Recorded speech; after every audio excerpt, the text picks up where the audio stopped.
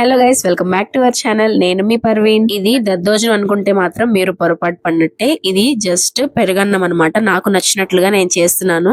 So first చూడండి, మినపప్పు, శనగపప్పు, ఒక 10 నుంచి 12 మిరియాలు, ఆవాలు, జీలకర్ర తీసుకున్నాము. అండ్ నెక్స్ట్ అయితే అల్లం, పచ్చిమిర్చిని సన్నగా తరిగేసి పెట్టుకున్నాం అనమాట. 4-5 పచ్చిమిర్చి తీసుకున్నాము. అల్లం అయితే ఒక 2 ఇంచ్ అల్లం ముక్క. ఇది ఇద్దరి కోసం చేస్తున్నాను గైస్, నేను మా చెల్లి కోసం, నా కోసం.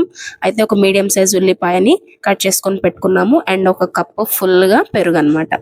అయితే జలుబు చేసినప్పుడు చాలా బాగా పనిచేస్తుంది గైస్. ఇందులో మనం మిరియాలు తీసుకున్నాం కాబట్టి అసలు జలుబుకి చాలా గొంతులో మంచిగా రిలీఫ్ ఉంటుంది గైస్. సో మనము అన్నం తీసుకొని పక్కన పెట్టేసుకొని ఈ పెరుగుని దాంట్లో వేసి రెడీగా పెట్టేసుకోవాలి.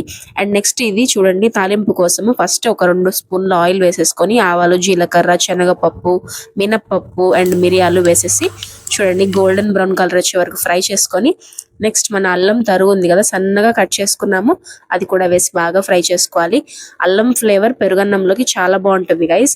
సో ప్లెయిన్ పెరుగన్నం ఎప్పుడు ఏం తింటాం చెప్పండి, అందుకని అసలు జలుబు చేసినప్పటి నుంచి ఏమీ తినబుద్ధి కావట్లేదు గైస్. ఈ రోజు ఎలాగో ఈ పెరుగన్నం చేసుకునేసరికి నాకు ఒక 2 ముద్దలు తినబుద్ధి అయ్యింది.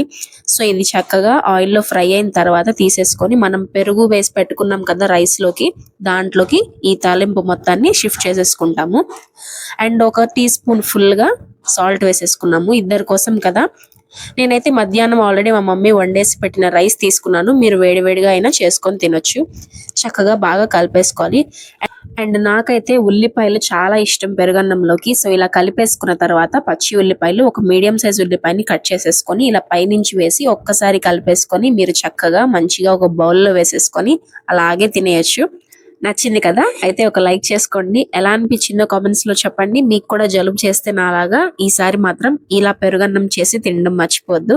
సరేనా? మరి ఒకసారి ఛానల్లో చెక్అవుట్ చేయండి, సబ్స్క్రైబ్ చేసుకోండి.